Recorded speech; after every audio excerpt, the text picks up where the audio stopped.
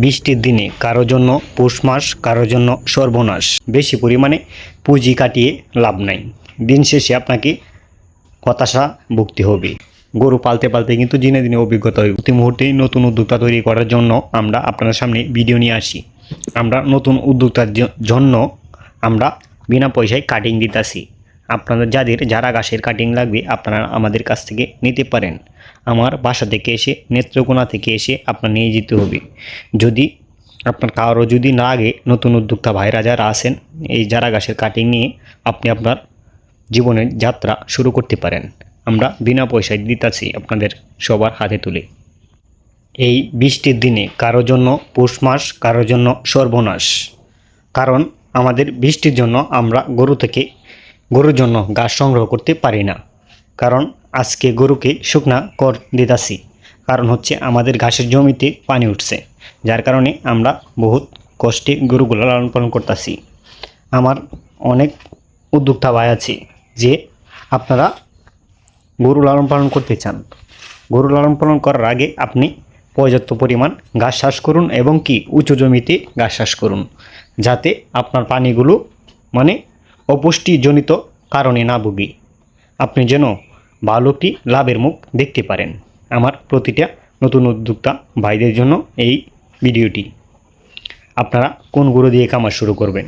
আপনারা এরকম রোগা সোগা দেখে হাট থেকে বাছুর ক্রয় করতে পারেন। আপনি বাছুরের কামার করলে আপনি এরকম রোগা সোগা দেখে প্রথমে বাছুরগুলা ক্রয় করে আপনি কামার শুরু করতে পারেন। আপনার বেশি পরিমাণে পুঁজি নিয়ে এই কামারে আসতে হয় না। অল্প সংখ্যক পুঁজি নিয়ে কামারে যদি আসেন, আপনি অল্প সময় ভালো একটি লাভের মুখ দেখতে পারবেন। বেশি পরিমাণে পুঁজি কাটিয়ে লাভ নাই, দিন শেষে আপনাকে হতাশা ভুগতে হবে। কারণ প্রতিটা বড় বড় খামারি দিন শেষে তারা অনেক টেনশানে থাকে যে গরুর বাজার কখন কম বেশি হয়, কখন বাইরে যায়। দানাদার খাদ্য নিয়ে বিশাল পরিমাণে টেনশানে থাকতে হয়। কিন্তু ছোটো উদ্যোক্তা যারা আছে তাদের কোনো সময় টেনশান নেই, কারণ তারা ছোটো পরিসরে শুরু করে তাদের জীবনে যাত্রা। আস্তে আস্তে যখন তারা বড় হয়, তখন কিন্তু তারা এই বিষয়ে অভিজ্ঞতা দিনে দিনে বাড়ে।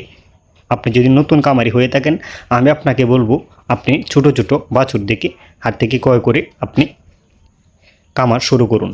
কারণ আপনি যদি কম ইনভেস্ট করেন এখানে, আপনার গরু পালতে পালতে কিন্তু দিনে দিনে অভিজ্ঞতা হইব। হঠাৎ করেই কিন্তু একজন কামারির অভিজ্ঞতা হয় না। আমি প্রথমে একটি গরু দিয়ে শুরু করছিলাম, আজকে কামারে এইগুলা গরু, আরও গরু আমরা কামারে উঠাবো। আপনারা সবাই দোয়া করবেন, কারণ এই বৃষ্টির জন্য কিন্তু রোগবালাই গরুর মধ্যে বেশি চড়াইতেছে, যার কারণে কিন্তু আমরা হাট থেকে গরু এখন ক্রয় করতে পারি না। কারণ বেশি পরিমাণে কুড়া রোগে আক্রান্ত হয় এবং লাম্পি রোগে আক্রমণ বেশি, বিভিন্ন রোগের কিন্তু এখন আক্রমণটা বেশি, যার কারণে আমরা কিন্তু এই মুহূর্তে গরু হাট থেকে কিনতে পারতাছি না। যার কারণে কিন্তু কামারে যদি গরু যদি না থাকে, তাহলে কিন্তু কামারে আসতেও ভালো লাগে না, বা দেখতেও ভালো লাগে না, ভিডিও করতেও ভালো লাগে না। আপনারা যারা নতুন করে কামার শুরু করতে চান, আমি আপনাদেরকে বলবো আপনারা মোটা তাজার কামার করুন। আপনারা হাড্ডি সার গাভী লালন পালন করুন। একবারে দুর্বল বাছুর গরু যেগুলো আছে হাট থেকে, সেগুলো আপনারা ক্রয় করে যদি ফিট খাওয়ান, যে কোনো ধরনের ফিট আপনারা যদি খাওয়ান, তাইলে কিন্তু মোটা তাজা হবে। আপনি বিক্রি করে দিতে পারেন, না হয়তো আপনি বাছুর উৎপাদন করতে পারেন। আপনি হাড্ডি সার গাভী এগুলো এনে যদি আপনার হিট আসে, তখন আপনি বীজ দিতে পারেন। বীজ দিয়ে আপনি একটা যদি বাছুর এখান থেকে তৈরি করতে পারেন, কারণ একটি দেশি গরু কিন্তু কম খাবার খেয়ে কিন্তু জীবন ধারণ করতে পারে। আমরা প্রতিদিন এইটা আমরা নেত্রকোনার ভাষায় বলি কাঁচা। এই কাঁচাটা দিয়ে এক কাঁচা আমরা বানানি। এই তিনটা গরু সুন্দরভাবে দেন এখনও পেট ভরা।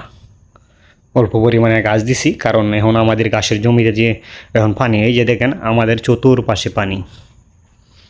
কারণ আমাদের ঘাসের জমি টিকিয়ে রাখতে পারি না, এই সময় আমাদের ঘাসের জমি নষ্ট হয়ে যায়। যার কারণে কিন্তু আমাদের ঘাসের জমিটা আপনাদেরকে পরবর্তী ভিডিওতে আমরা দেখানোর চেষ্টা করব। কারণ এই বর্ষার মৌসুমে সবচেয়ে কষ্টের মুহূর্ত হচ্ছে একটি কামারির। আপনারা যারা কামার করেন তারাই জানেন যে এখানে হালাল রিজিক উপার্জন করা যে কত কষ্ট, তখনই মানে বোঝা যায় যখন আপনি গরু পালবেন। না পালার আগে কিন্তু কেউ বুঝতে পারে না যে এখানে কী পরিমাণ পরিশ্রম, কী পরিমাণ খাটনি, কী পরিমাণ কষ্ট করতে হয়। কারণ একটি গরুর খাবার জোগাইতে গেলে কিন্তু অনেক কষ্ট করতে হয়। আর যার কাছে বেশি পরিমাণে পুঁজি আছে তারা তো নিশ্চিন্তা, দিন শেষে যদি গরুতে লসও হয় তাদের কোনো মাথা ব্যথা নেই। আপনার আমার অল্প পুঁজি নিয়ে কামারে আসি, ঠিক আছে, এইগুলা থেকেই আমরা আস্তে আস্তে বেশি পরিমাণে লাভ করার চেষ্টা করি। আপনারা সবাই আমার জন্য দোয়া করবেন, আমার খামারের জন্য দোয়া করবেন, যেন আপনাদের সামনে নতুন কিছু ভালো কিছু ভিডিও নিয়ে আসতে পারি। কারণ এই বয়সে আপনাদের সামনে আমি ভিডিওগুলো নিয়ে আসি, আমি যতটুকু জানি ততটুকু আপনাদের সামনে তুলে ধরার চেষ্টা করি। আমার কথাবার্তায় ভুল বৈধব্য হতে পারে, আপনারা ক্ষমা দৃষ্টিতে দেখবেন। কারণ আমি আপনাদের সামনে ভিডিও দিই এই কারণে যে আমি যদি কোনো ভুল করি যাতে আপনারা এই ভুলটা ধরতে পারেন। আপনারা যদি ভুল ধরেন তাহলে আমি এটা পরবর্তীতে সমাধান করার চেষ্টা করব নিজে থেকে। আমি এই গরুগুলারে মানে নিজের সন্তানের মতন করে লালন পালন করি, এদেরকে ভালো কিছু কামানোর সবসময় চেষ্টা করি, যাতে ভবিষ্যতে কামার থেকে আমি ভালো কিছু অর্জন করতে পারি। আপনারা সবাই আমার জন্য দোয়া করবেন। আর আমার হাজার ভাইয়েরা পানির মাঝে আজকে তারা একজনের পৌষ মাস, কারো সর্বনাশ, কারো পৌষ মাস কারোর জন্য সর্বনাশ।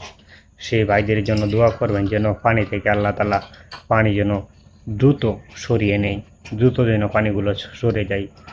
আজকে হাজার হাজার ভাইয়েরা আজকে পানি আইটে গেছে, বাড়িতে পানি উঠে গেছে, খুব কষ্ট করতে আছে। এই ভাইদের জন্য সবাই দোয়া করবেন।